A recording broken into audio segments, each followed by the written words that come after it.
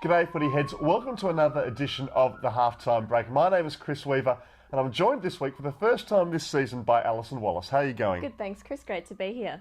Now I'm not sure how many are aware, although if you're checking out the website regularly you should know that on Wednesdays and Fridays Alison is doing a sterling job on footyheads.com.au. How are you enjoying it? Yeah, loved it, been great fun writing for the Footy Heads website. Now it's been a big week in footy. We look back to last weekend, the top two both losing, St Kilda and Geelong.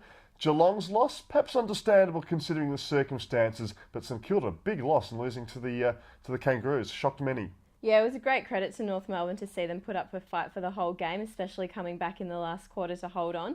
Great to see them pull a win together for Darren Crocker. Yeah, Drew Petrie too, really stood up. He's been dropped at stages this season or been in doubt with his form, so to kick the last two of the games was a big effort by the big man.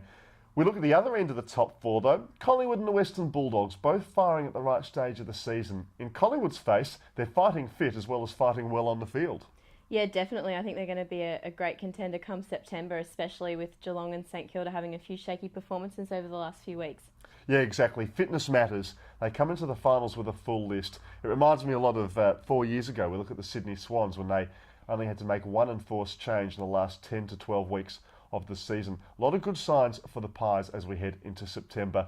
Alison, we go into the rising fast, the person or the team which has really impressed us over the weekend. Two names which I can think of who really stood out for me. Nick Subin, who got the Rising Star Award from the AFL from the Fremantle Football Club, and Cruz Garlett from North Melbourne. Subin in particular doing very well for Fremantle on Sunday afternoon at Subiaco.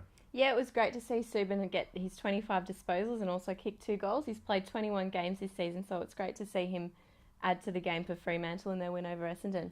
They've trialled a lot of young kids this year, Freo, something which they probably failed to do in 2008. One of about 10 or 11 first-year players who have played under Mark Harvey. Subin at pick 24 from last year from the North Ballarat Rebels, doing very well. So he's a Victorian who's gone to WA. We look the opposite way and we see Cruz Garlett, a WA boy who's gone to North Melbourne and did very well, kicking 2 goals against St Kilda. Moving on to the sinking ship, we look through the retirements from last week. So many players called it a day. 2 clubs in particular, Melbourne and Sydney.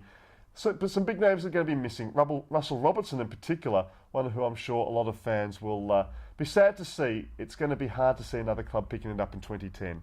Yeah, it was good to see him get 5 goals in the last game he played this weekend, but yeah, don't know if he'll be able to get anywhere next year. Might have to work on that singing career of his. He will. He also, of course, might have to suck up to Gary Lyon in the coming weeks, having beaten Lyon's record into 3rd position as Melbourne's leading, or 3rd place on the leading all-time goal kicker list at the Melbourne Football Club. A few issues which are going to dominate this week. One in particular which has come out in the last couple of days has been fixturing and what happens with round 22 fixturing in future years, but also the match review panel. It comes up again as Lance Franklin is rubbed out on appeal for 2 matches. Yeah, it's going to be interesting to see what Hawthorn does without him this weekend, whether or not Roughead will be able to step into the team to take in Franklin's loss. So it'll be good to see what happens there, especially with their big game against Essendon. Yeah, particularly as Essendon, of course, are also without their key forward, Scott Lucas, having retired, and Matthew Lloyd still struggling with that heel injury. It leads us on as well as anything, I guess, to the 3 big games this weekend. And Hawthorn and Essendon, rivals for the last 30 years, they hate each other with a passion and they're fighting for that last spot, 8th position on the ladder. Which side do you reckon Alison will end up playing? Possibly Carlton or Adelaide the following week?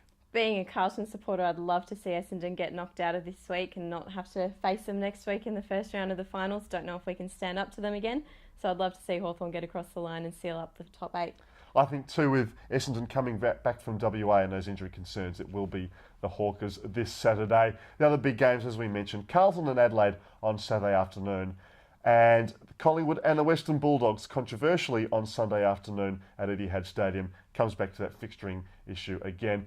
Alison Wallace, superb effort first time around from you. Hope you've enjoyed being here. Thanks for having me, Chris. Footy Heads, any comments, leave it in the box below and we'll get around to them next week. See you later, Footy Heads.